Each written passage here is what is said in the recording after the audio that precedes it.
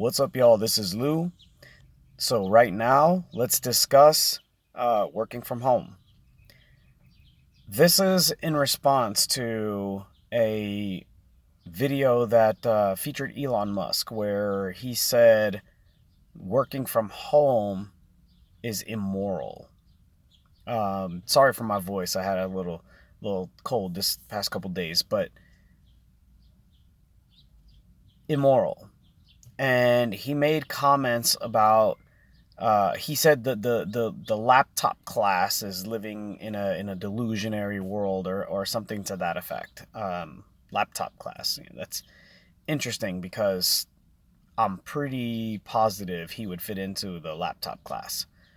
Uh, and his contention was a bit silly because his contention was if the people who build your cars can't work from home, why should you?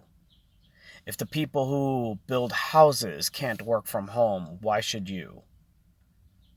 It, is this the guy we're saying is a genius? Is he arguing that because certain jobs physically require you to be present to construct the thing, then all jobs should require your physical presence, even if they don't necessitate you building a thing, like a physical thing, a tangible object? I don't understand the intellectual regard for this man after making a statement like that. Like it's like an attempt. It's like an elitist's attempt to appeal to the everyman. Uh, it's like when a wealthy person says, "Well, I mean, how much could a house cost really? What, a few $1,000s?" Because they've never actually had to go through the process of trying to buy a home that was not like their home is a few $1,000,000, but they have no idea the values of our homes, unless of course that's their business. But how could anyone take this nonsense seriously? My wife is a health inspector. She works in the public sector.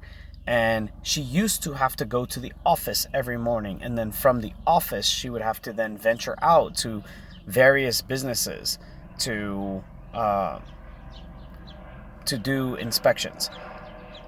COVID, now they were talking about going remote before COVID, but COVID gave them the impetus to actually do it. And let me tell you, it's better for her. It's better for her mentally. And now she still physically shows up for jobs. However, her office stuff is done at home. So it allows her to be present for our children, which we have. And it helped out a lot during pregnancy. How is this immoral? Now, some people who argue, who believe that, you know, her situation would be considered unique because we have children or whatever, they would say something like, well, you make a carve out for people like that, but that doesn't mean that the woman over there that doesn't have any children should work from home. Yes, it does. If it can be done, and it's showing in studies to be more productive, why then uh, isn't it a thing? It can be more productive. It can make more money. And it can lead to a less stressed workforce. Um, I'm going to finish up this video with an anecdote from a very close personal friend who was also a colleague of mine, who used to travel a lot for his work, and he came to a point in his life where he did not want to travel anymore. Told his company, and rather than let him go, they formed a remote position for him to work. Now, keep in mind, this was also pre-COVID. So this demonstrates that the requirement to travel was never necessary. They could have done this at any time they wanted to. Uh, and then at some point, they just told him that they were no longer going to allow him to do that, and we're going to return him to traveling. So I remember asking him, if you've been efficient this whole entire time, because it was a period of like 3 or 4 years where he was working remotely.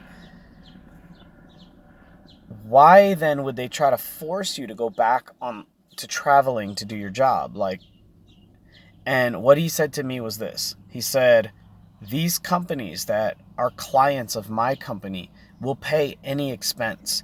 They will pay travel, lodging, even gym memberships. They'll give little expense accounts. Like, they'll pay literally any expense just to have me sitting in a room in their office while they have meetings where they can go, hey guys, this is our consultant. If you have any questions, feel free. Okay, so moving along. And he's like, sometimes in a week, in a few days of being at a location, that's all I would do is I would just go, hey, I'm the consultant. And that's it.